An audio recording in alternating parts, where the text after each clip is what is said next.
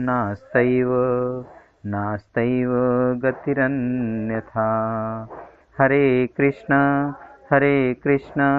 कृष्ण कृष्ण हरे हरे, हरे राम राम राम हरे हरे।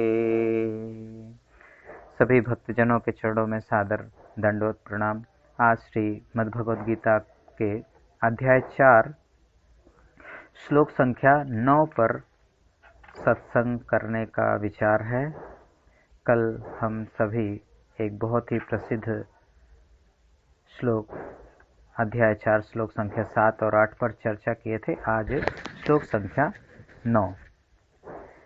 जन्म कर्म च मे दिव्य मेवं यो वेत्ति तत्त्वतः, त्यक्त्वा देहं पुनर्जन्म नैति मामेति सोऽर्जुन। जन्म कर्म च मे दिव्यमेवं यो वेत्ति तत्त्वतः, त्यक्त्वा देहं पुनर्जन्म नैति मामेति सोऽर्जुन। पढ़िए प्रभु जी। अध्याय 4 श्लोक संख्या 9। जन्म कर्म च मे दिव्य मेवं यो वेत्ति तत्त्वतः, त्यक्त्वा देहं पुनर्जन्म नैति मामेति सोऽर्जुन। इस श्लोक का अर्थ है, हे अर्जुन, जो मेरे आविर्भाव तथा कर्मों की दिव्य प्रकृति को जानता है, वह इस शरीर को छोड़ने पर इस भौतिक संसार में पुनः जन्म नहीं लेता, अपितु मेरे सनातन धाम को प्राप्त होता है। गीता पढ़ने का मुख्य उद्देश्य यही है कि जन्म मृत्यु से छुटकारा पाना और भगवत धाम को प्राप्त करना। यही एक ग्रंथ है जिसमें भगवान केवल इसी बात पर विशेष जोर दिए हैं कि हम किस प्रकार से जन्म कर्म भव बंधन से छुटकारा पा सकें। समस्त कर्मों को करते हुए, संसार में रहते हुए, संसार के लोगों की सेवा करते हुए, सब कुछ आनंद भोगते हुए भी हम भगवान की प्राप्ति कर लें। ऐसा सब कुछ विज्ञान गीता जी में बताया गया है। अब वैसे तो अर्जुन ने बड़ा छोटा सा प्रश्न किया था। अर्जुन ने बस इतना ही पूछा कि भगवान, आपको तो मैं वसुदेव नंदन के नाम से जानता हूँ और आप अभी वसुदेव के पुत्र हैं, तो फिर ये बहुत पहले सूर्य को कैसे आपने ज्ञान दे दिया था? बस थोड़ी सी बात पूछी थी। भगवान ने अपने जन्म और प्राकट्य और आविर्भाव के संबंध में थोड़ा बहुत कुछ बता दिया, काम खत्म हो गया। परंतु भगवान फिर भी कुछ बताए जा रहे हैं। जबकि जितना पूछा था अर्जुन ने उतना भगवान बता चुके हैं। अपने जन्म के बारे में, उनके जन्म के बारे में पूछा था, उनके जन्म के बारे में भगवान ने बता दिया शुरू के ही 2 श्लोकों में। लेकिन फिर भी भगवान और आगे अर्जुन को बताते जा रहे हैं, क्योंकि हमारे ठाकुर जी बहुत बातूनी हैं। हम अगर कुछ देर उनके साथ थोड़ी बहुत संसार की भी बातें कर लें, अपनी भी दिनचर्या सुना दें, तो धीरे धीरे ठाकुर जी ज्ञान की बातें करने लगते हैं। धीरे धीरे ठाकुर जी हमसे ऐसी बातें करना शुरू कर देते हैं जिससे हमारा कल्याण। हम तो उनसे बात करेंगे कि आज हमने ये चीज़ बनाया, ये चीज़ आपको खिलाया, ये चीज़ बहुत स्वादिष्ट था, आपका प्रसाद पा करके मैं बड़ा खुश हुआ। हम तो इन चीज़ों के में ही रमे बसे हैं। यही बातें दुनिया के साथ करते हैं कि आज तुमने क्या बनाया, तुम्हारे यहाँ क्या बनाया, हमारे यहाँ क्या बनाया, और इसी पे काम खत्म हो जाता है। लेकिन ठाकुर जी जब बोलना शुरू करते हैं तो हमेशा हमारे कल्याण की सोचते हैं। और इसीलिए ठाकुर जी अब क्या बताने जा रहे हैं? अब अपने जन्म और कर्म, भगवान के जन्म और भगवान के कर्म बड़े दिव्य हैं। इन्हीं लीलाओं को जो तत्वतः जान जाता है कि भगवान के जन्म दिव्य हैं और भगवान के सारे कर्म दिव्य हैं। अगर कोई साधु संत भगवान के कर्मों को बताए और हम उस पर तर्क वितर्क करें, नहीं ऐसा कैसे हो सकता है, एक ही बाण से कैसे 7 पेड़ों को काटा जा सकता है, अरे हो ही नहीं सकता, ये असंभव है, एक उंगली पे कैसे उठा सकते हैं, ये तो कोरा कल्पना है, यही लिख दिया होगा किसी ऋषि जी ने। जो ऐसा सोच रहा है उसका कल्याण नहीं हो सकता। भगवान बस इतना ही कह रहे हैं, हमारा जन्म हमारा कर्म दिव्य है। बस इस बात को जैसे ही को संत महापुरुष कहे, जैसे ही आप किसी ग्रंथ में ये बात भगवान की लीला पढ़ें, तुरंत बिना किसी संकोच के, शंका के, एकदम पक्का मान ले, हाँ ठाकुर जी ने कही है ना, बस तो सच है, संतों ने कही है ना। तो चाहे हमने गलत सुनी हो, कहीं किसी ने हमें, हमारे दादाजी ने, या हमने किसी कहानी में गलत पढ़ ली होगी, इन्होंने कह दिया बस सच है। हम केवल इन, क्योंकि भगवान की लीला ही दिव्य है, अलग अलग संत लोग अपने अपने तरीके से बताते हैं, हम बस मान लें। भगवान कह रहे हैं इस बात को अगर कोई मान लेता है केवल, तो उसका पुनर्जन्म ही नहीं होता। कितना आसान काम है कि भगवान की लीला गुणों को सुनना है, उसका प्रचार करना है और उनका कीर्तन करना है। उनकी जो भी कर्म थे वो सब दिव्य हैं, हमारे बस की नहीं है करना और किसी के बस की नहीं है करना। ये तो बस भगवान ही कर सकते हैं और किसी के बस की नहीं है। मान लेना है, सिर्फ मानने मानने से ही भगवान कह रहे हैं कि क्या होगा कि वह इस शरीर को छोड़ने के बाद इस भौतिक संसार में पुनः जन्म नहीं लेता, अपितु मेरे सनातन धाम को प्राप्त कर लेता है। गीता जी में भगवान इतने आसान आसान साधन बताते हैं और इन बहुत ही छोटे छोटे आसान साधनों को धारण करके, उस पर चल के, भगवान के मार्गदर्शन में, क्योंकि ये तो और कोई तो कह ही नहीं रहा है, तो भगवान कह रहे हैं, भगवान के मार्गदर्शन में चल के और अपना कल्याण कर सकते हैं। और बहुत ही आसान है, कुछ मुश्किल है ही नहीं। हाँ में हाँ मिलाना है। वैसे भी तो संसार में हम दुनिया के सामने हाँ में हाँ मिलाते हैं। अब हमारा बॉस, चाहे मुझे पता है एक नंबर का बुद्धू है, अकल है ही नहीं बिल्कुल, अब फिर भी हम उसकी हाँ में हाँ मिलाते हैं। मुझे सब पता है कि वो बिल्कुल गधा है, बिल्कुल ही अकल नहीं है। अगर हम सब मिलके सारा काम ना संभाले रहे तो उसकी कंपनी डूब जाए, इतना पता है मुझे, फिर भी उसकी हाँ में हाँ मिलाते हैं। पर ठाकुर जी की कोई बात हो तो हम शक करते हैं, हो ही नहीं सकता, ऐसा कैसे हो सकता है कि 6 महीने का लड़का और पूतना इतने योजन की, उससे मार डाला।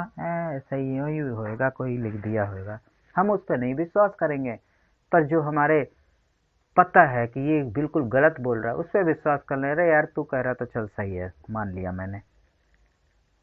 बस हमें धारणा बनानी है कि हम अपने ठाकुर जी की लीलाएं जो हैं वो सारे दिव्य हैं, कोई नहीं कर सकता, केवल ठाकुर जी कर सकते हैं, और इसलिए सब सच है और उसमें आनंद लेना है, उसे बार बार पढ़ना है, स्वाध्याय करना है, मनन करना है, चिंतन करना है, उन लीलाओं का ध्यान करना है और उसका प्रचार भी करना है, लोगों को बताना है। ठाकुर जी बड़े प्रसन्न होते हैं अगर कोई प्रचार करे। कुछ संत तो ऐसा कहते हैं नाम जप की वजह, अगर हम किसी से दीक्षा लेते हैं किसी भी संत से, तो पता है वो क्या कहता है, प्रचार करना है। किस चीज की प्रचार करनी है? उनके संत महाराज ने जितनी पुस्तकें लिखी होंगी बस उन्हीं का वो कहेंगे प्रचार करने के लिए। दूसरे वाले का नहीं कह सकते कि दूसरे वाले का प्रचार कर दो। बेशक दूसरा वाला भी भगवान के बारे में ही सब कुछ लिखा हो, लेकिन वहां बंधन है। क्या बंधन है? कि अगर हमने एक गुरुजी से दीक्षा ली और वो गुरुजी ने कुछ पुस्तकें लिखी हैं, तो गुरुजी अपनी पुस्तकों का ही प्रचार करने के लिए कहेंगे। ये नहीं कहेंगे स्कंद पुराण का प्रचार कर दो, रामचरितमानस का प्रचार कर दो, लोगों को वाल्मीकि रामायण बांट दो ना। वहां क्या है? बंधन है। बंधन जन्म मरण से छुटकारा नहीं दिलाता है, तो बंधन से ही मोह ममता बढ़ती है, मोह ममता के कारण बंधन होता है। उस बंधन से निकलने का रास्ता क्या है? हम भगवान के द्वारा लिखी गई इस भगवत गीता का स्वयं स्वाध्याय करें, इस गीता का प्रचार करें, भगवान की वाणी का प्रचार करें। भगवान आखिरी के 18वें अध्याय में इसका भी वर्णन करेंगे कि हमारी गीता जी का, हमारे इन वचनों का प्रचार करने का क्या लाभ प्राप्त होगा। भगवान कहते हैं जो इस गीता जी का प्रचार प्रसार करता है उससे बढ़कर प्रिय ना तो मुझे कोई था, ना है और ना कोई भविष्य में होगा। भगवान का प्रिय बनना है तो बहुत आसान है, गीता जी का प्रचार करें। जन्म कर्म च में दिव्यम, भगवान का जन्म भी दिव्य है और उनका धाम परायण भी दिव्य है, क्योंकि वो हम सभी के जैसा मृत्यु के ग्रास नहीं बनते कि हम जैसे यहाँ मर गए, हमारा शरीर पड़ा हुआ है, जलाया जाता है, ऐसा सब कुछ भगवान के साथ नहीं होता। यानी भगवान का जन्म दिव्य है। जन्म कैसे दिव्य है? भगवान सशरीर चतुर्भुज रूप में प्रकट हो जाते हैं और फिर जब देवकी या कौशल्या कहती है, अरे प्रभु ये क्या कर रहे हो, अनर्थ हो जाएगा, कोई देखेगा तो, छोटे से बालक बन जाओ, तो भगवान बालक बन जाते हैं। अजीब, ये तो बिल्कुल दिव्य है ना। अब कोई मानेगा तो है नहीं, नहीं मानेगा तो बस नास्तिक है, इसलिए नहीं मानेगा, क्योंकि वो संसार की तरफ अपना मुंह कर रखा है, भगवान से विमुख है, इसीलिए नहीं मानेगा। जो मानेगा वो कुछ न कुछ मोती पाएगा, नहीं मानेगा तो फिर उसके लिए आवागमन का चक्र बना हुआ है, घूमता रहेगा। तो भगवान का जन्म और मृत्यु दोनों ही दिव्य हैं, क्योंकि भगवान अजन्मा है, जन्म नहीं लेते हैं, वो प्राकट्य होता है भगवान का, पीछे के श्लोकों में भगवान ने बताया। और भगवान क्या है? अविनाशी है। भगवान का विनाश नहीं होता, भगवान अविनाशी हैं। तो भगवान अजन्मा है, भगवान अविनाशी हैं।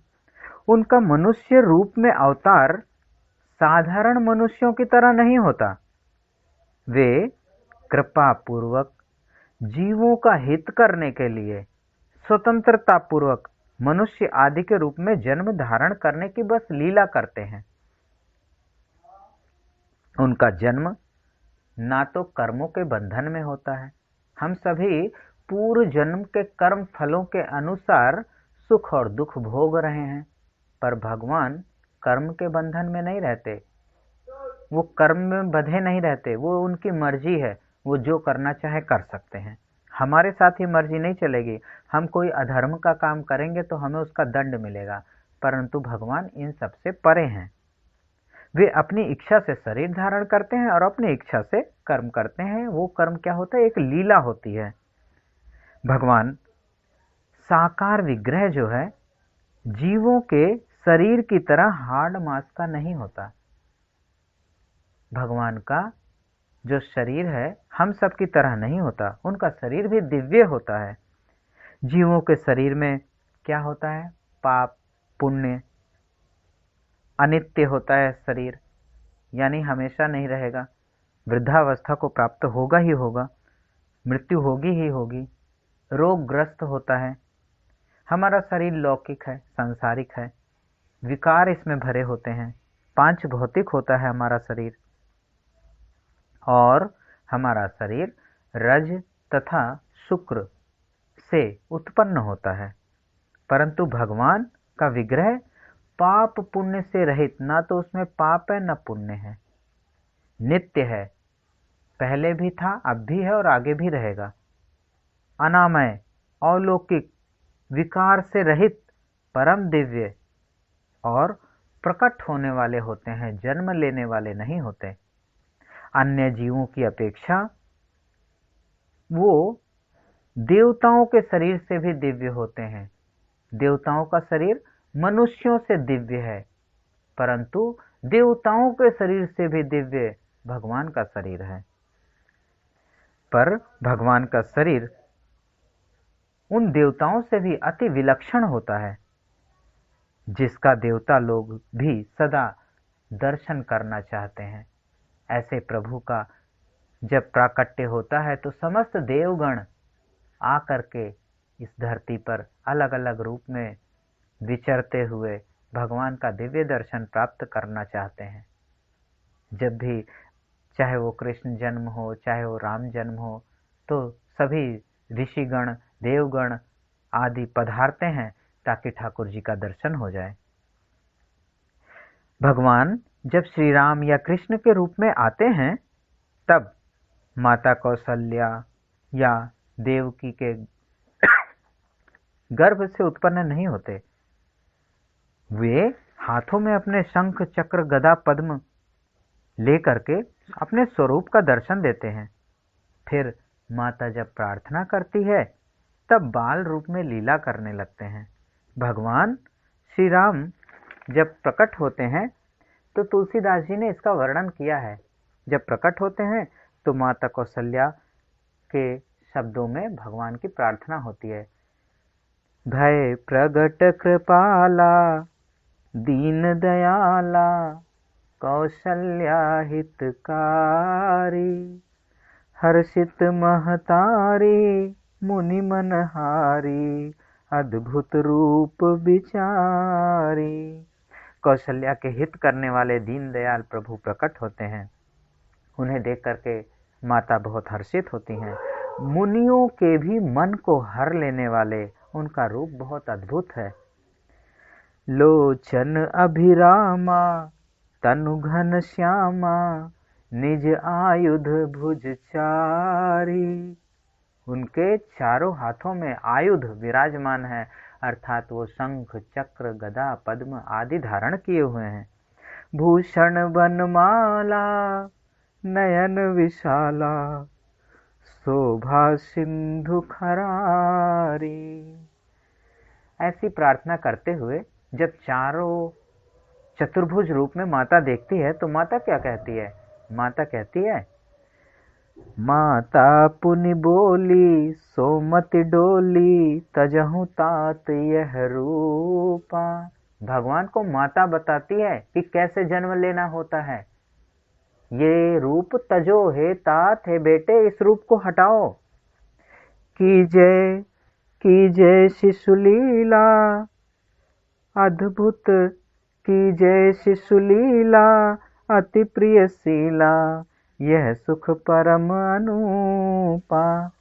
सुनि बचन सुजाना रोदन ठाना होई बालक सुरभूपा। इस प्रकार कौशल्या भगवान से कहती है कि इस चतुर्भुज रूप को हटाओ और क्या करो, कीजिए शिशु लीला, शिशु की लीला कीजिए। तो भगवान क्या करते हैं? उनका जन्म क्या है? दिव्य है, और वो शिशु की लीला करने लगते हैं। अर्थात भगवान जन्म नहीं लेते, उनका प्राकट्य होता है। और बिल्कुल सेम इसी प्रकार का देवकी के साथ भी होता है। श्रीमद् भागवत में वर्णन है, 10वें स्कंद में ठाकुर जी की लीलाओं का वर्णन है भागवत में, और 10वें स्कंद के 3रे अध्याय के 3रे श्लोक में उपसंहर विश्वात्मानंदो रूपम लौकिकम शंख चक्र गदा पद्म श्रियाजुष्टम चतुर्भुजम। वहां भी भगवान कैसे प्रकट होते हैं?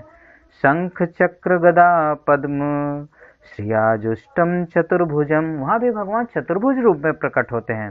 तो माता देवकी कहती हैं, हे विश्वात्मा, शंख चक्र गदा और पद्म से शोभा युक्त इन 4 भुजाओं वाले आपने अलौकिक दिव्य रूप में यहाँ हमें दर्शन दिया। अब इस रूप को छिपा लीजिए। तब भगवान माता पिता को देखते देखते अपनी माया से तत्काल एक साधारण से शिशु का रूप धारण कर लेते हैं। जब भगवान श्री राम अपने धाम पधारने लगे तो भगवान कह रहे हैं कि हमारा जन्म भी दिव्य है। ये 2 जन्मों की कथा के द्वारा हम सभी ये समझ चुके होंगे कि भगवान का जन्म दिव्य है। अब भगवान कह रहे हैं हमारा धाम प्रयाण भी दिव्य है। अर्थात मनुष्यों की तरह, जीवों की तरह ना तो हमारा जन्म होता है, ना ही हमारी उस तरह से मृत्यु होती है। हम सशरीर ही धाम चले जाते हैं और सशरीर प्रकट हो जाते हैं। जन्म कर्म च मे दिव्यम मेवं यो वेत्ति तत्वतः त्यक्त्वा देहं पुनर्जन्म नैति मामेति सोऽर्जुन। भगवान ने अपने जन्म के दिव्यता को प्रकट किया, उसका वर्णन हमने कर दिया। अब भगवान के धाम प्रयाण की लीला देखिए। जब भगवान श्री राम अपने धाम को पधारने लगे तब वे अंतर्ध्यान हो गए। अयोध्या जी में एक घाट है, सरयू नदी में के पास ही एक घाट है। उस घाट का नाम गुप्तार घाट है। भगवान वहां पर गए सरयू नदी में स्नान करने के लिए और वहीं पर सरयू नदी के पास ही अंदर जल में ही भगवान अंतर ध्यान हो गए, वहीं से अंतर ध्यान हो गए। वो चूंकि भगवान वहां पे गुप्त हो गए, गायब हो गए, इसीलिए उस घाट का नाम गुप्तार घाट है। जिसे भी कभी श्रीधाम अयोध्या जी दर्शन करने जाना हो तो उसे गुप्तार घाट भी दर्शन करने जाना चाहिए। वैसे तो अयोध्या जी में बहुत सारी जगह हैं दर्शन करने योग्य, परंतु ज्ञान नहीं होने के कारण मोस्टली राम जन्मभूमि और कनक भवन और ये हनुमानगढ़ी बस इसका दर्शन करके चले आते हैं। पर बहुत सारे दिव्य स्थान हैं। गीता प्रेस से एक पुस्तक निकलती है अयोध्या दर्शन। उस पुस्तक में अयोध्या जी के सभी स्थान जो दर्शनीय हैं उन स्थानों का वर्णन है। इसके अलावा उन स्थानों पे जा करके हम किन स्तोत्रों के द्वारा भगवान की स्तुति करें कि भगवान प्रसन्न हो जाएं। सरयू मैया पे जाएं, स्नान करें तो सरयू जी की किस स्तोत्र से पूजा करें। गुप्तार घाट पे जाएं तो भगवान के का ध्यान करते हुए भगवान को किस स्तुति से उनकी प्रार्थना करें। इसका भी थोड़ा थोड़ा वर्णन किया गया है। बहुत मोटी पुस्तक नहीं है, छोटी सी पुस्तक है। उस पुस्तक को ले जा करके धाम जाया जा सकता है। तो जब भी किसी को धाम जाना हो, अयोध्या धाम, तो वो गीता प्रेस से प्रकाशित अयोध्या दर्शन पुस्तक भी साथ में लेकर के जाए। इससे सभी स्थानों के दर्शन करने का भी ज्ञान प्राप्त होगा और वहाँ पूजा अर्चना की विधि भी उसमें थोड़ी थोड़ी दी गई है, स्तोत्र मंत्रों को भी दिया गया है, तो उससे भी आप अपने ठाकुर जी की सेवा कर सकते हैं। तो इस तरह भगवान क्या होते हैं, गुप्तार घाट पे गुप्त हो जाते हैं और अपने धाम इसी सशरीर चले जाते हैं। तो भगवान का धाम पारायण भी दिव्य होता है। वाल्मीकि रामायण में लिखा हुआ है, पिता महत्वः श्रुत्वा विनिश्चित्य महामतिः विवेश वैष्णवं तेजः सशरीर सहानुज। महामति भगवान श्री राम ने पितामह ब्रह्मा जी के वचन को सुनकर तदनुसार निश्चय करके तीनों भाइयों सहित अपने उसी शरीर से वैष्णव तेज में प्रवेश कर लिया, अर्थात प्रकाश उत्पन्न हुआ और भगवान अदृश्य हो गए। तो इस तरह से भगवान का धाम पारायण कैसा है, दिव्य है। सबके बस की बात नहीं है, ये बहुत समझने की बातें हैं। धारणा और ध्यान के लिए अति मंगलमय अपनी लोकाभिराम मोहनी मूर्ति को योग धारणा जनित अग्नि के द्वारा भस्म किए बिना ही भगवान धाम में सशरीर ही प्रवेश कर जाते हैं, अग्नि में भस्म नहीं करते हैं। ये भगवान की दिव्य लीला है। इसी प्रकार जो भगवान का विग्रह होता है वो क्या है, वो भी दिव्य शरीर है। हम क्या करते हैं, अरे ये यहाँ तो सोने की मूर्ति है, यहाँ चांदी की मूर्ति है, ये तो पत्थर की मूर्ति है। हम जो ऐसा सोचते हैं इसीलिए हमें क्या होता है, भगवान का अनुभव नहीं होता। अगर हम साक्षात विग्रह मानेंगे, साक्षात ठाकुर जी मान के चलेंगे तो साक्षात ही दर्शन होंगे। हम बस यही सोचते रहते हैं हमारे गोपाल जी पीतल के हैं, बस पीतल के ही दर्शन होते रहते हैं। जब उनमें ही हम ठाकुर जी के दर्शन करेंगे तो वही गोपाल जी हमारे साथ वार्तालाप करना शुरू कर देंगे, वही गोपाल जी हमारे साथ खेलना शुरू कर देंगे। पर हम उन्हें तो पीतल के लड्डू गोपाल जी मानते हैं, इसलिए अनुभव नहीं होता, इसलिए दिव्य लीलाएं ठाकुर जी करते नहीं। वो तो सोचते हैं हमें ही पीतल का जब मान रखा है तो हम पीतल के जैसे बने रहेंगे। ठाकुर जी तो कहते हैं तो आप जैसी भावना करोगे, जिस रूप में हमें देखोगे, जिस रूप में हमें मानोगे, जिस रूप में हमें चाहोगे, हम तो उसी के अनुसार तुम्हारे साथ लीला करेंगे। पति की तरह मानोगे, हम तो पति की तरह तुम्हारे साथ वार्तालाप करेंगे, आदेश देंगे, सेवा कराएंगे। सखा मानोगे तो तुम्हारे साथ खेलेंगे और जैसे दोस्तों के साथ कुछ भी किया जा सकता है कुछ भी करेंगे। तो ये क्या है, हम ठाकुर जी के साथ जैसा व्यवहार करेंगे, जैसा भाव रखेंगे, वैसा ही ठाकुर जी हमारे साथ लीला करेंगे। हम ठाकुर जी के विग्रह को, लड्डू गोपाल को पीतल का मानेंगे तो ठाकुर जी सोचते हैं कि भाई पीतल के मानता है तो मैं भी पीतल के जैसा स्टैच्यू बना रहूंगा। और अगर हम साक्षात माने तो सचमुच ठाकुर जी साक्षात विग्रह की तरह ही हमारे साथ खेलने लगेंगे, बातें करने लगेंगे, चीजें मांगने लगेंगे, जिद करने लगेंगे और तब आनंद आएगा। तो हमारे जो विग्रह हैं वो भी दिव्य हैं, जब तक हम उन्हें दिव्य नहीं मानेंगे, जैसे ठाकुर जी का जन्म, ठाकुर जी का धाम पारायण, दोनों दिव्य है। भगवान कहते हैं जन्म कर्म च में दिव्यम, हमारे कर्म दिव्य है, हमारे जन्म दिव्य है। तो जब हम ठाकुर जी के विग्रह को भी दिव्य मानेंगे तो हमारे साथ अलौकिक लीलाएं होने के चांस बहुत ज्यादा रहेंगे। एक बार सनकादिक ऋषि वैकुंठ धाम जा रहे थे। वहां भगवान के द्वारपालों ने उन्हें भीतर जाने से रोका। इस कथा को सभी श्रवण कर चुके हैं। तो सनकादिक ने उन द्वारपालों को श्राप दे दिया। अपने अनुचरों के द्वारा सनकादिक का अपमान हुआ जान करके भगवान स्वयं भाग करके वहां पधारे द्वार पर। उस समय भगवान का दर्शन करने से उनकी बड़ी विलक्षण दशा हुई। सनकादिक ऋषियों की दशा बहुत विलक्षण हो गई। क्यों हो गई? केवल भगवान का दर्शन करने मात्र से उन्हें बहुत विलक्षण अनुभव हुआ। भगवान के अब वो अनुभव के बारे में श्रीमद् भागवत में लिखा हुआ है। मैं उसका हिंदी अर्थ बता रहा हूँ कि उन्होंने भगवान के चरणों में प्रणाम किया, और जब भगवान के चरणों में प्रणाम किया तो प्रणाम करने से उनके चरणों की गंध उनकी नासिका में गया। सनत कुमार की नासिका में भगवान के चरणों का गंध गया।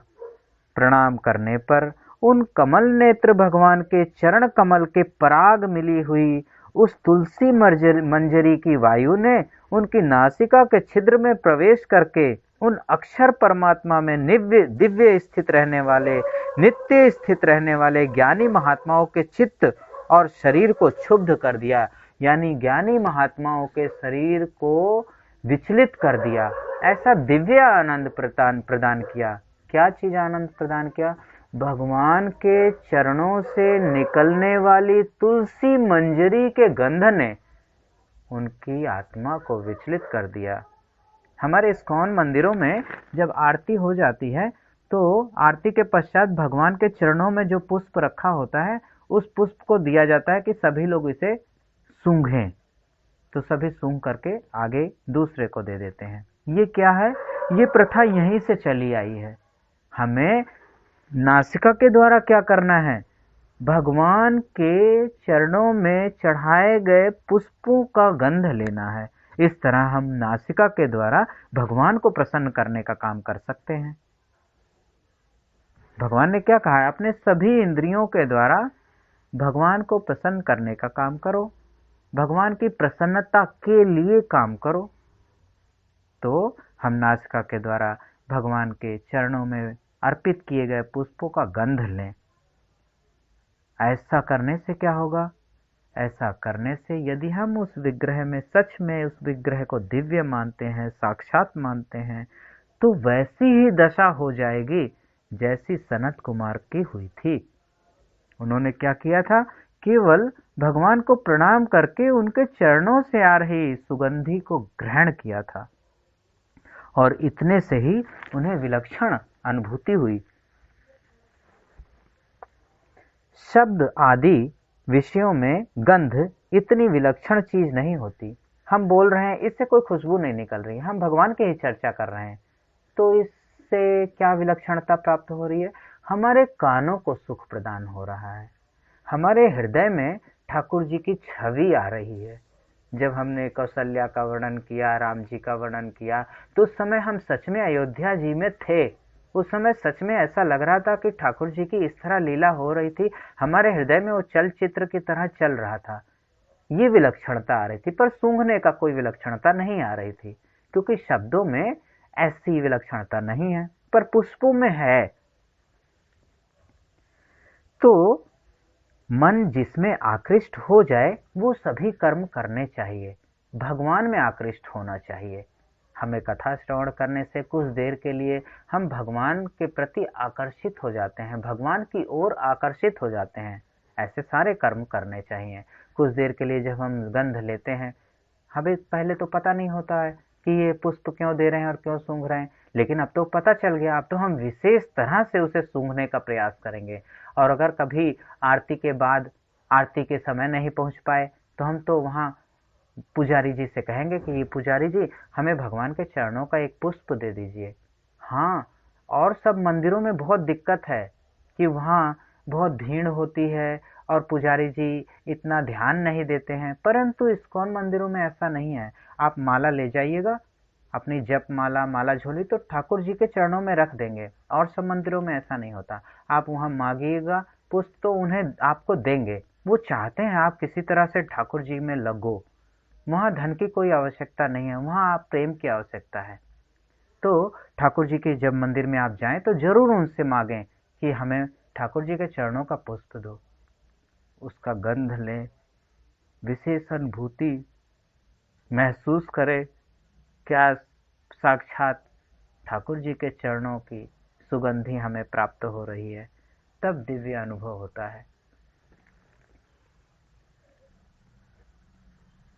कमलों की गंध से नित्य निरंतर परमात्मा स्वरूप में मग्न रहने वाले वो सनकादिक ऋषि जो थे, उनके चित्त में खलबली पैदा हो गई। कारण क्या है? कारण कि वह पृथ्वी की विकार रूपी गंध नहीं थी। हम जहाँ रह रहे हैं यहाँ बहुत ही विकार से भरी हुई गंध होती है, बल्कि वो दिव्य गंध थी। ऐसे ही भगवान के विग्रह की प्रत्येक वस्तु, चाहे वो वस्त्र हो, आभूषण हो, उनकी माला हो, प्रसादी हो, सब कुछ दिव्य है, चिन्मय है और अत्यंत विलक्षण है। हम तो अभी कह रहे थे कि ठाकुर जी लड्डू गोपाल जी को हम पीतल का समझते हैं, इसलिए गोपाल जी पीतल के जैसा व्यवहार करते हैं, जैसा पीतल होता है वैसा ही व्यवहार हमारे साथ कर रहे हैं। परंतु यहाँ क्या कह रहे हैं संत जन? ठाकुर जी के आभूषण, ठाकुर जी के वस्त्र, ठाकुर जी के आयुध, उनके कानों के, उनके पाँव के, उनके पुष्प, उनके आसन, सिंहासन, उनकी बिस्तर, सब कुछ क्या है? चूंकि हमारे ठाकुर जी उसे प्रयोग कर लिए हैं, इसलिए वो भी विलक्षण है, वो भी दिव्य है, और उन सब से भी हमें गंध का आनंद लेना चाहिए।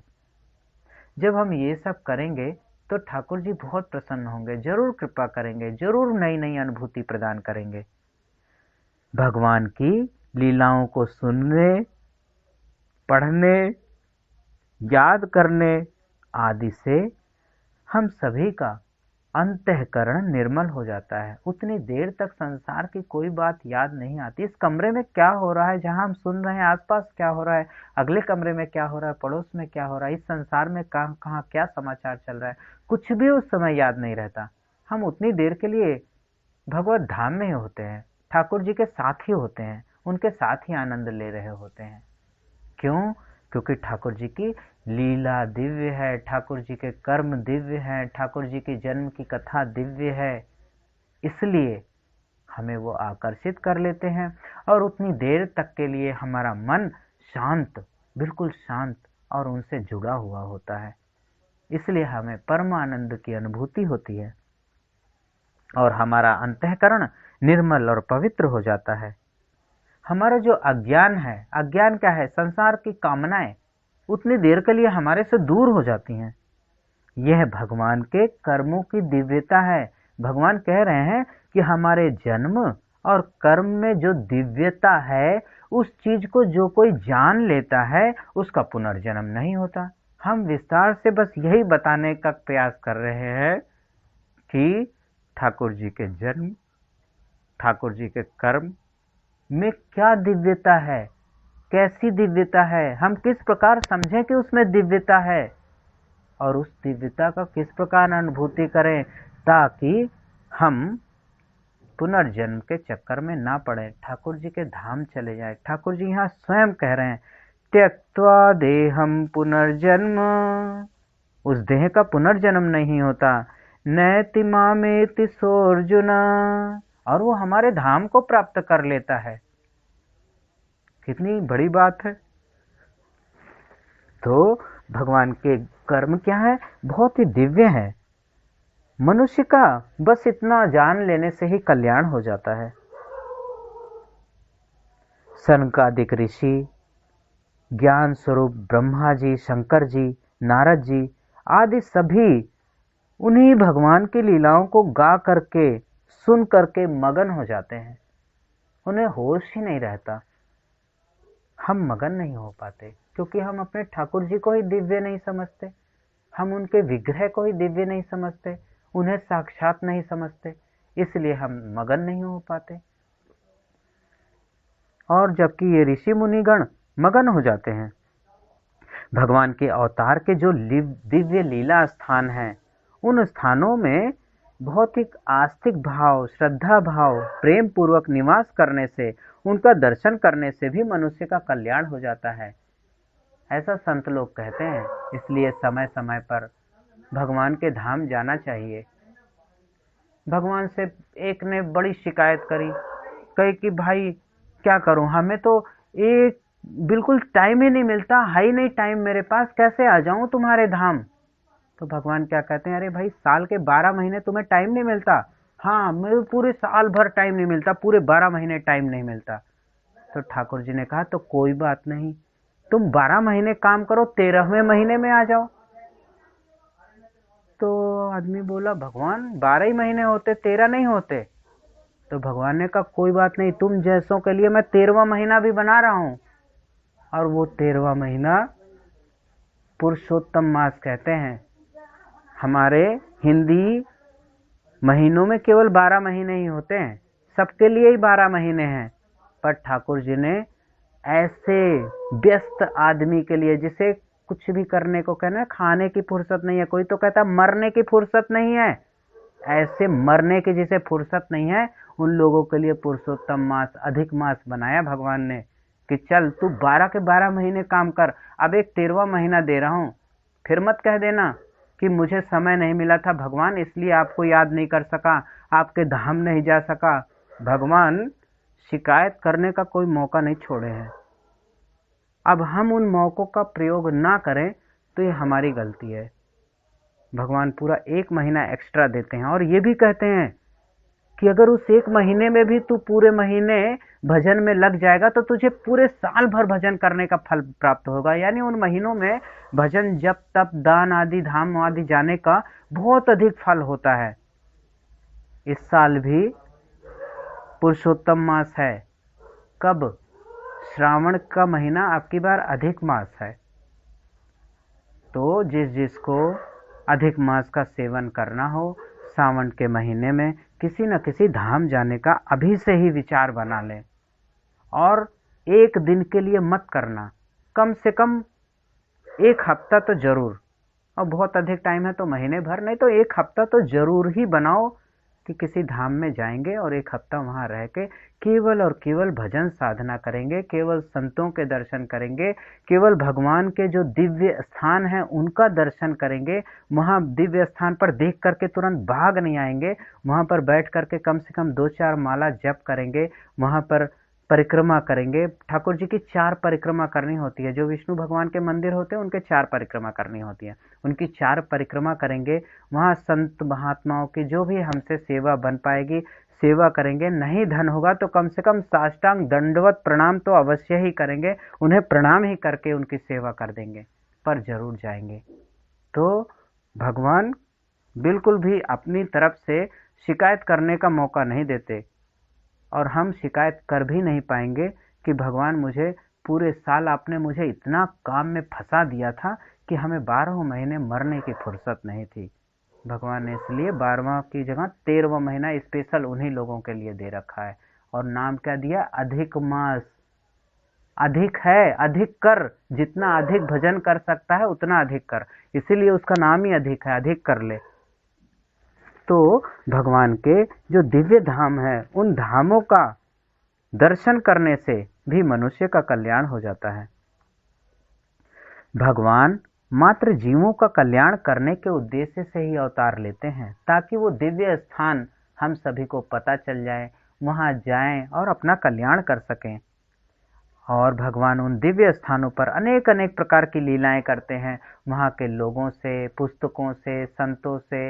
उन लीलाओं को सुनना चाहिए कि हम यहाँ पर गए थे, हम भाई निधिवन गए थे, हम रमण जी गए थे, हम राधा श्याम सुंदर गए थे, वहाँ की क्या लीला है, ठाकुर जी ने वहाँ क्या लीला की थी जिसके कारण आज वहाँ भव्य मंदिर बना हुआ है, लोग क्यों वहाँ दर्शन करने के लिए आते हैं। उन लीलाओं को सुनना चाहिए, वहाँ जाने का महात्म्य क्या है, क्या महिमा है, महिमा सुनने के पश्चात फिर पुनः दर्शन करना चाहिए। ऐसा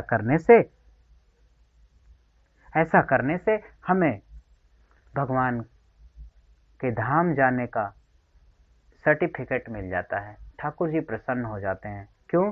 भगवान कह रहे हैं सिर्फ हमारे कर्म दिव्य हैं और इसे तत्वतः जान लो, इस बात को जान लो, उसे मान लो। बस इतना करने से पुनर्जन्म नहीं होगा और हमारे धाम को प्राप्त करोगे। जल्दी खत्म करता हूँ, क्या रह रहा है अभी। तो अतः भगवान की लीलाओं को पढ़ने, सुनने, उनका मनन चिंतन करने से ही हमारे उद्देश्य की प्राप्ति हो जाती है। और हम तो सिर्फ उद्देश्य कह रहे हैं, संत लोग कहते हैं कि केवल इतना करने से सिद्धि प्राप्त हो जाती है। सिद्धि तो हमें चाहिए नहीं चाहिए तो भक्ति प्राप्त हो जाती है। अगर कुछ चाहिए तो सिद्धि प्राप्त हो जाएगी, कुछ नहीं चाहिए तो भगवान का धाम मिल जाता है, भगवान का प्रेम प्राप्त हो जाता है, भगवान की भक्ति प्राप्त हो जाती है। अर्जुन ने भगवान से केवल उनके जन्म के विषय में पूछा था, परंतु भगवान यहाँ पर अर्जुन के बिना पूछे ही अपने कर्म के बारे में बताना शुरू कर दिए। अब हम सोचते हैं कि भगवान अपने कर्म के बारे में क्यों बताने लगे? अर्जुन ने तो केवल जन्म के बारे में पूछा था, भगवान कर्म के बारे में क्यों बता रहे हैं? भगवान अपने कर्म के विषय में कहना आरंभ कर दिए। इससे क्या पता चलता है? इससे ये पता चलता है कि जैसे मेरे कर्म दिव्य हैं, किसके? हमारे नहीं, भगवान के। भगवान कह रहे हैं जैसे मेरे कर्म दिव्य हैं वैसे तुम्हारे कर्म भी दिव्य होने चाहिए। क्यों? क्योंकि भगवान ने पहले कहा कि हमारा जन्म भी दिव्य है और हमारा कर्म भी दिव्य है। दो बात कही है। जन्म कर्म च में दिव्यम, जन्म और कर्म मेरे दिव्य हैं। जन्म कर्म च में दिव्यम मेवं यो वेत्ति तत्वतः त्यक्त्वा देहं पुनर्जन्म नैति मामेति सोऽर्जुन। जन्म और कर्म मेरे दिव्य हैं। तो इन दोनों में से हम क्या धारण कर सकते हैं? हम क्या अपना सकते हैं? भगवान की लीलाओं से हमें शिक्षा लेनी है ना, भगवान की बातों से हमें शिक्षा लेनी है और उसे अपने जीवन में उतारना है। तो इन दो बातों में से हम क्या धारण कर सकते हैं? भगवान के जन्म क्या है? दिव्य हैं। वो हम कर सकते हैं? नहीं कर सकते, क्योंकि भगवान तो प्रकट होते हैं, हम जन्म लेते हैं। भगवान धाम पारायण करते हैं, शरीर करते हैं, वो कर सकते हैं? नहीं कर सकते। हमारा तो शरीर जलाया जाता है, वो भी नहीं कर सकते। तो भगवान के कर्म दिव्य हैं, वो हम कर सकते हैं। क्योंकि कर्म करने में भगवान ने कहा कर्म करने में तुम स्वतंत्र हो और फल की इच्छा पर मत करना। निस्वार्थ भाव से, निष्काम भाव से कर्म करो और इस काम में तुम स्वतंत्र हो। तो फिर फल भगवान के हाथ में है और उसकी इच्छा मत करना। भगवान की जब इच्छा होगी वो देंगे। अगर कुछ भी इच्छा नहीं करोगे फल प्राप्त करने की तो ही भगवान की भक्ति प्राप्त होती है। और अगर इच्छा करोगे तो सांसारिक सुख भोग प्राप्त होते हैं। या अपनी अपनी इच्छा है, किसी भी तरह भगवान में लगो। बाद में भगवान इतनी बुद्धि दे देते हैं कि लगने लगेगा यार संसार की बहुत भोग लिया, अब नहीं चाहिए, हटाओ, अब नहीं चाहिए। फिर भगवान से वो कुछ नहीं मांगता, वो निष्काम हो जाता है। लेकिन कम से कम पहले भगवान में लगो तो सही, चाहे जो है ना संसार की चीजें मांगने के लिए ही लगो, पर लगो। तो भगवान ने अपने कर्म के बारे में बताना क्यों शुरू कर दिया? भगवान ने इसलिए बताना शुरू कर दिया क्योंकि हमारा जन्म तो दिव्य नहीं हो सकता, परंतु हम भगवान के दिव्य कर्म से कुछ सीख करके अच्छे कर्म कर सकते हैं। क्योंकि मनुष्य का जन्म दिव्य हो नहीं सकता, पर उसके कर्म तो दिव्य हो सकते हैं, क्योंकि उसी के लिए हमारा जन्म हुआ है। हमारा जन्म कर्म करने के लिए हुआ है। ये धरती को कर्म भूमि कहा जाता है। क्यों कहा जाता है? क्योंकि यहाँ पे हम कर्म करने के लिए आए हुए हैं। और ये कर्म कब हो सकता है? केवल मनुष्य योनि में ही हो सकता है। बाकी सभी कीट पतंग पशु पक्षी जो पेड़ पौधे हैं, ये सभी के द्वारा कर्म नहीं होते हैं। ये सभी भोग योनियां हैं। कुछ ऐसे कर्म हमने कर लिए जिसके भोग के कारण हमें वृक्ष बनना पड़ा। अब सर्दी गर्मी बरसात हम सह रहे हैं, लोग हम पे पत्थर मार रहे हैं, कोई कुल्हाड़ी चला रहा है, कोई काट रहा है आरी से, हम सब सह रहे हैं और हिल भी नहीं सकते। एक तो जानवर है, उसे डंडा दिखाओ वो तुरंत भाग जाता है, लेकिन वृक्ष वो तो बेचारे कितनी बुरी योनि में है कि कोई मारे काटे वो हिल भी नहीं सकते, केवल दर्द सहते हैं। तो उसमें क्या कर सकते हैं, उसमें तो हम कुछ कर ही नहीं सकते। तो मनुष्य जन्म हुआ है कर्म करने के लिए, और ये कैसे कर्म करने हैं? दिव्य कर्म करने हैं, अच्छे कर्म करने हैं, ताकि हमारे अंदर भी हमारा हृदय शुद्ध हो जाए। जब ये शुद्धि हो जाएगी तो भक्ति भी प्राप्त होगी। कैसे? भगवान ने कहा है कि जब हम अच्छे कर्म करते हैं तो हमारा हृदय शुद्ध होता है, हृदय शुद्ध होने से हमारा मन पवित्र होता है, मन पवित्र होने से बुद्धि पवित्र होती है, और जब बुद्धि पवित्र होती है तब हमें नाम जप करने में, भगवान की लीला कथा सुनने में, संतों का दर्शन करने में, भक्तों के साथ वार्तालाप करने में आनंद आता है, उससे पहले नहीं आता। और अगर आ रहा है तो बहुत आगे हम बढ़ चुके हैं। अब केवल हमें गीता के द्वारा भगवान के कहे हुए वचनों का मार्गदर्शन पा करके उनकी ओर बढ़ना है। हमें कर्म कैसे करने हैं? वो कर्म करने हैं जो बांधने वाले ना हो। बांधने वाले कर्म कौन से होते हैं? बांधने वाले कर्म जिन कर्मों को करके हम निष्कामता ना लाएं, वो यानी कामना के साथ जो कर्म किए जाते हैं वो बांधने वाले होते हैं, और बिना कामना के साथ जो कर्म किए जाते हैं वो बांधने वाले नहीं होते। कामना के साथ कर्म करने से बांधने वाले क्यों होते हैं? क्योंकि हमने कामना किया था कि ये हम करेंगे तो हमें ये चीज प्राप्त होगा। अब वो चीज प्राप्त होगा ही, उसी को प्राप्त करने के लिए हमारा कोई ना कोई जन्म होगा।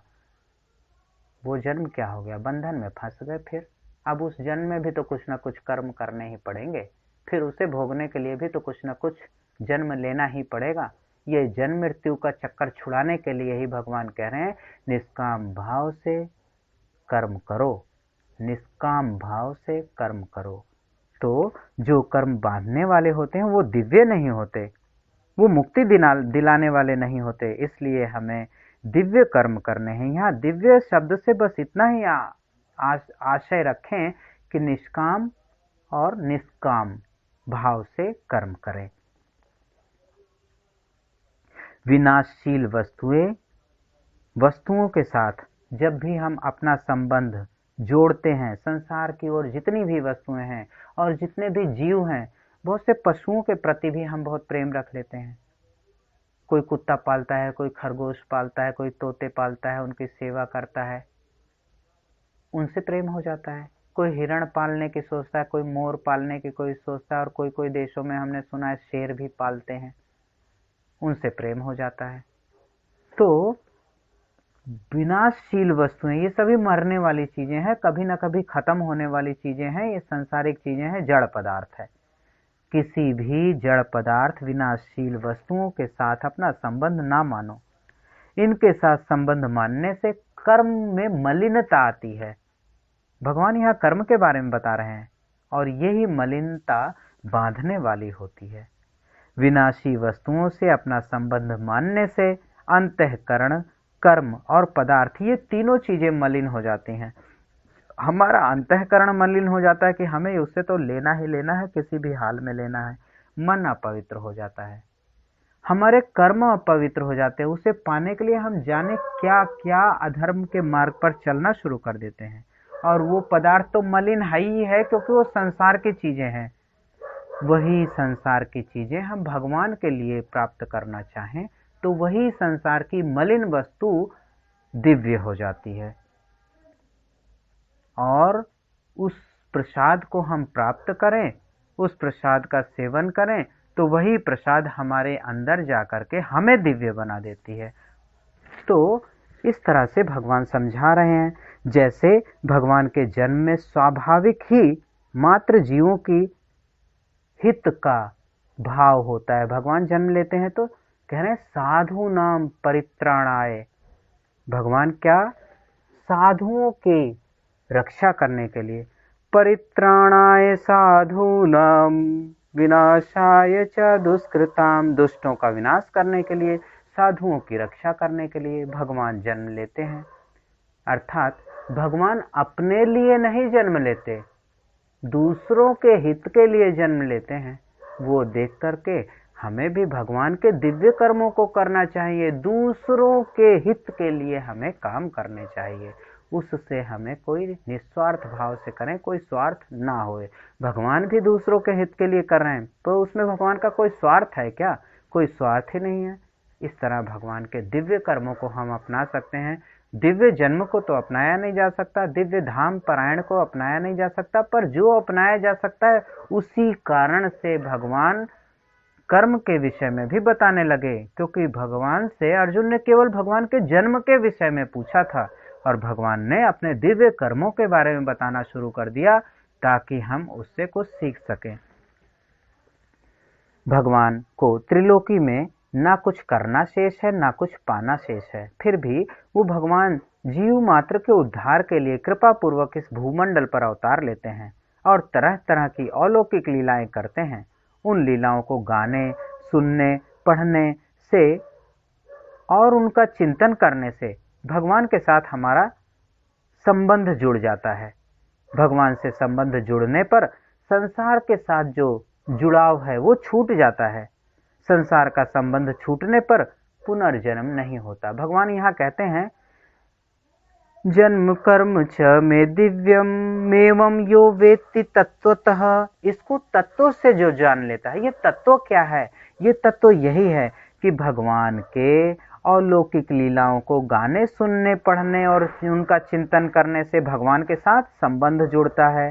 भगवान के साथ संबंध जुड़ने से संसार से संबंध छूट जाता है, संसार से संबंध छूटने से पुनर्जन्म नहीं होता। बस इतना ही तत्व है। तो हमें क्या करना है? भगवान के साथ संबंध जोड़ना है। भगवान के साथ संबंध जुड़ेगा कैसे? भगवान की ही गुण लीला का चिंतन करने से, पढ़ने से, स्वाध्याय करने से, मनन करने से, लोगों को सुनाने से हमारा संबंध भगवान के साथ जुड़ जाता है। बहुत ही आसान है, कुछ स्पेशल काम ही नहीं करना। ये काम तो हम रोज करते ही रहते हैं, किसी न किसी का तो चिंतन करते ही रहते हैं, किसी न किसी के बारे में चर्चा, निंदा तो करते ही रहते हैं। वो किसी न किसी आदमी की तो निंदा होती है, प्रशंसा तो हम वैसे ही किसी की नहीं करते। वो काम जो करना है वो नहीं कर रहे, उसे ही थोड़ा सा मोड़ना है। जो हम अड़ोसी पड़ोसी और सास बहू और अपने रिश्तेदार और दोस्तों की निंदा कर रहे हैं, उसके साथ जगह पे हम भगवान की प्रशंसा करने लग जाएं, भगवान की लीलाओं को जो हमने सुना है उसका वर्णन करने लग जाएं। बस भगवान का साथ संबंध जुड़ गया। भगवान के साथ संबंध जुड़ते ही संसार से संबंध छूट जाता है, संसार से संबंध छूटते ही पुनर्जन्म नहीं होता। यही बस तत्व है, इसी का वर्णन भगवान कर रहे हैं। और ऐसा करने से क्या होता है? वो जो आदमी बारंबार नीच योनियों में, नरकों में गिरता रहता है, उस तरफ जाने से बच जाता है। जब वह केवल दूसरों की सेवा के लिए निष्काम भाव पूर्वक कर्म करता है, तब उसके कर्मों में दिव्यता आती है, तब उसके कर्मों में विलक्षणता आती है। इस प्रकार कामना का सर्वथा नाश होने पर मनुष्य के भी कर्म दिव्य हो जाते हैं और बंधन कारक नहीं होते। ये जब कर्म बंधन कारक नहीं होते तो पुनर्जन्म का प्रश्न ही नहीं होता, क्योंकि पुनर्जन्म होता ही इसीलिए है बंधन के कारण। उन कामनाओं को पूर्ण करने के लिए, उन जो हमने अच्छे कर्म करने किए हैं, उन सभी कर्मों को का फल प्राप्त करने के लिए ही पुनर्जन्म होता है। और जब उसका बंधन नहीं रहेगा, कर्मों का बंधन नहीं रहेगा, तो फिर क्या होगा? भगवान कह रहे पुनर्जन्म नहीं होगा। इस प्रकार यहाँ पर श्रीमद् भगवद गीता के अध्याय 4 श्लोक संख्या 9 का तात्पर्य संपूर्ण हो रहा है और कल हम अध्याय 4 श्लोक संख्या 10 पर चर्चा करेंगे, जिसमें भगवान ने अपने जन्म कर्म की जो दिव्यता है उसे कैसे जाने। आज तो भगवान ने बताया कि हमारे जन्म दिव्य है, हमारे कर्म दिव्य हैं। उससे हमने बहुत ज़्यादा विस्तार किया कि कैसे भगवान के कर्मों से हम कुछ सीख सकते हैं, कैसे हम भव बंधन से छुटकारा पा सकते हैं। कल भगवान बताएंगे कि वो जन्म कर्म दिव्यता को कैसे हम जान सकते हैं? आज की भगवद गीता पाठफल को श्री सीतारामचंद्र जी के चरणों में समर्पित करते हुए आप सभी भक्तजनों के चरणों में सादर प्रणाम। हरे कृष्ण कृष्ण कृष्ण हरे हरे, हरे राम